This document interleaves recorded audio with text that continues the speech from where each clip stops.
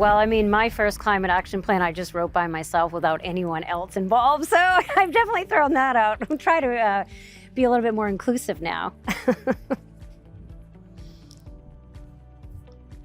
Where to start? Where to start? I'm definitely throwing out caring a whole lot about wastewater treatment emissions.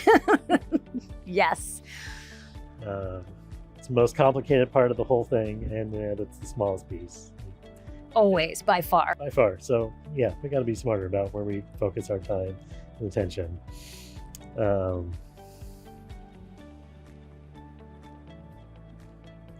I think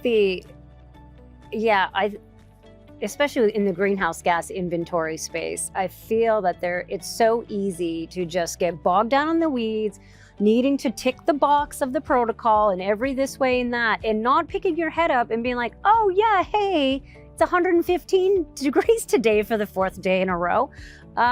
Maybe those wastewater treatment emissions aren't really something we should spend so much time with, when this effort of a greenhouse gas inventory was meant to do nothing more than inform our policies and our programs moving forward. And we're way past the point of what should we do, right? So in some respects, the playbook is still good guidance and structure to keep some consistencies, but I think sometimes clouds the reality of, hey, we just need to be moving forward and planning and assessing, continuously until the cows come home is not a great way to do that. Right. Well, you can always be assessing, but always be learning more. Yes. That's one thing that we definitely want to try to get away from, is this idea that you do an inventory once every 5 years and that's the only checkpoint that you have on how are we doing with progress. No, you should be measuring progress all the time. Doesn't mean you have to do an inventory all the time. Right. Actually, you probably shouldn't. Maybe you never need to do an inventory. You need to know where the opportunities are and where that opportunity space is moving with new technologies that are coming out. How does this apply to my building stock? How's that building stock changing? How quickly are we developing? All those things you need to be keeping track of, much more so than the GHGs. And that is coming from Mike Steinhoff, everyone. Do you hear that? Do you hear that? Do you hear that? But I think it's so important that you're the one saying that, right? Because there is value in understanding, but now we have other ways of understanding the important pieces.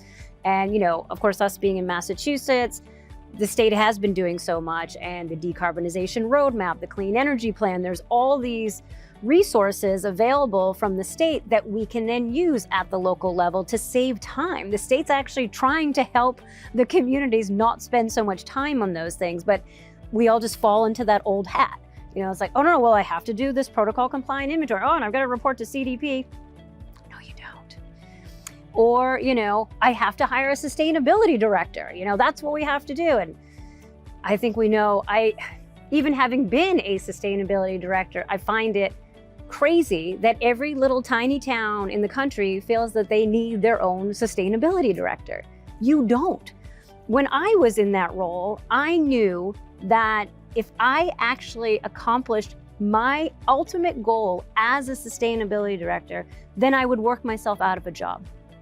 That I've somehow worked with each department and all the processes in the city to integrate the principles around addressing climate change, being more sustainable, being more equitable and inclusive. Then they don't need me anymore and I can move on.